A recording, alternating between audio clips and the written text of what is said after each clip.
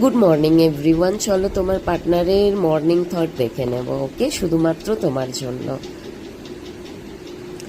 উনি দূর থেকে তোমাকে লক্ষ্য রাখছেন, তোমাকে অবজার্ভ করছেন, অ্যান্ড মেবি তোমার জন্য ওয়েট করছেন।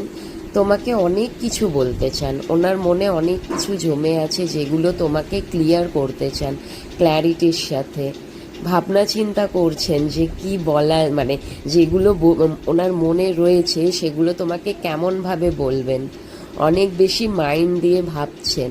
অ্যান্ড উনি দেখছেন তুমি না টোটালি চেঞ্জ, ভীষণ একটা ব্যালেন্সের এনার্জিতে আছো, ইমব্যালেন্স হচ্ছ না। আগে যে এই ধরনের তোমার মধ্যে একটা ইম্পালসিভ নেচার ছিল, যে ইমব্যালেন্সিং নেচার ছিল, সেই জিনিসটা তোমার মধ্যে এখন আর নেই। তুমি নিজেকে পুরো ব্যালেন্স করে নিয়েছো। অ্যান্ড ওনার লাইফে অনেক বেশি অবস্টিকল, প্রবলেমস, মানে স্ট্রাগলিং ভরা। ওনার পার্সোনাল লাইফে এত বেশি প্রবলেম, উনি নিজেও মানে উনি হাঁপিয়ে পড়ছেন আর কি, যে কি করবেন। অ্যান্ড উনি দেখছেন তুমি সত্যি ডে বাই ডে নিজেকে চেঞ্জ করছো, বেটার হচ্ছ, তোমার মধ্যে অনেক চেঞ্জ এসছে। হ্যাঁ, তো আমরা সত্যি, এটা একদম ঠিক, আমরা যখন ভেতর থেকে নিজেকে চেঞ্জ করি না, আমাদের তার আউটকামটা বাইরে থেকেও দেখা যায়। তো তোমার মধ্যে সেই জিনিসটাই হচ্ছে। তুমি তো একজন ভেতর ভেতর থেকে সুন্দর একটা মানুষ ছিলেই, তোমার বাইরে সৌন্দর্যটাও ডে বাই ডে আরও গ্রো করছে।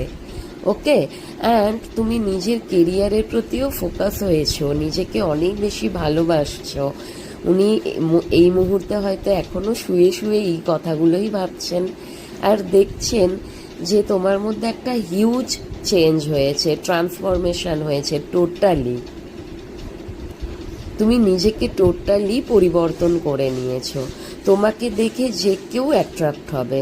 অ্যান্ড তোমার সাথে উনি চাইছেন একটা হ্যাপিনেস, একটা এনজয়মেন্ট, তোমার সাথে লাইফটাকে একটু সেলিব্রেট করতে চাইছেন। কারণ উনি জানে তোমার মতো অন্য কাউকে উনি খুঁজে পাবেন না।